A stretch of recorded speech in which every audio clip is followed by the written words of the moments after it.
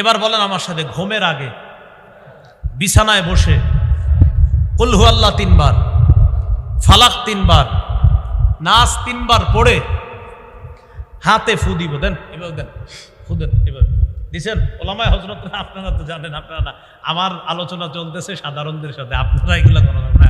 এবার দেন, দেওয়ার পর এবার দেখেন, বলেন শুধু সামনে, বলেন শুধু সামনে, এই যে বুঝুন, শুধু সামনে। মনে থাকবে না ইনশাল্লাহ?